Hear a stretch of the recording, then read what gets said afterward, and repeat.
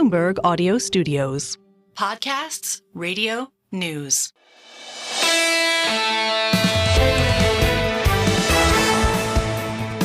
Single best idea, technology edition. You'd think Caroline Hyde or Ed Ludlow would show up today. But it is a big tech day, the Apple soiree. By the time you listen to this, you'll probably know what he says about AI and new products. I would like to trade in the 14 iPads under the living room couch, all separate.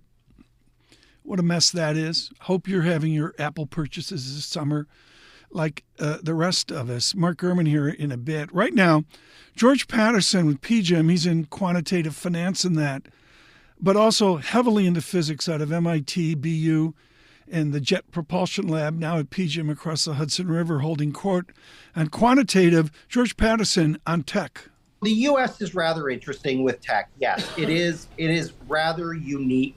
I don't know. I don't think we're going to be into a tail risk environment. I think, quite honestly, the fundamentals in the U.S. are relatively strong, and I think we have a very good chance at a soft landing.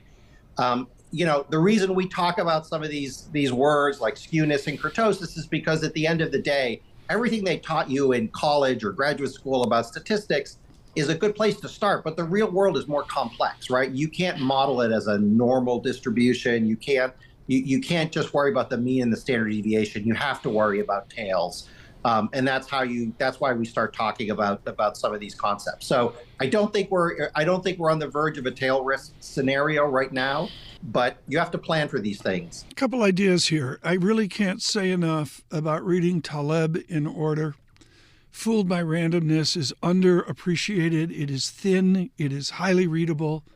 The book Fooled by Randomness was his first effort, and then on to The Black Swan and others. There's just a broad language there that's so valuable, as you heard from Mr. Patterson. And the other thing to do is take advantage out on LinkedIn of the work of Michael Mauboussin, now at Morgan Stanley, who actually published, I believe, Friday on portfolio concentration on the Magnificent Seven. But these ideas, these strange words like kurtosis and skewness are really, really important in terms of shocks that we haven't seen recently, like corrections in bear markets and worse. What a joy today before the Apple meeting to wake Mark Gurman up early in L.A. Gurman is the Apple source. He is chief correspondent for Apple and technology for Bloomberg News, absolutely definitive worldwide. A great conversation with him about this huge event of what we would and would not see from Tim Cook. I anticipate Sam Altman to probably be there in the audience along with many others, but I don't anticipate him being in the event keynote itself on stage with Tim Cook. I think that this OpenAI partnership, while it's a huge positive for Apple, it's also a bit of an embarrassment for the company because that means they weren't able to get their own large language models up to snuff enough to do it on their own, necessitating the partnership, right? I fully anticipate Apple to get to their own set of generative AI capabilities. It's not going to be this year, probably not going to be next year or the year after, but at some point they will need to move to their own set of generative AI capabilities. The question is this entirely a technology issue? I think the lack of technology is 90% of it, but there's that 10% factor there where generative AI and these chatbots, they still have what's called hallucinations, which is their fancy term or funny term, I guess, for giving wrong information. I'll say. Right? Yeah. And if you're able to blame OpenAI rather than yourself, that makes it a lot easier. Right. So you're going to see lots of mess ups and lots of issues from OpenAI's chatbot on the iPhone, right?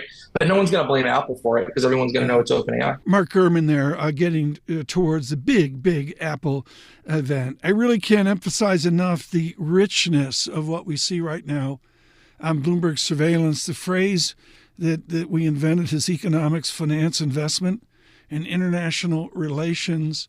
The shock of the political elections from India. I forgot about Mexico. Terry Haynes of Pangea reminded me of the shock in Mexico, but what we saw over the weekend, the vote of the European people, and there's all sorts of nuances there. I should say thank you, Stephen Carroll of Bloomberg Radio London, just outstanding from Brussels this morning. But boy, is it going to be an interesting June to the debate of the presidents and on to the conventions as well.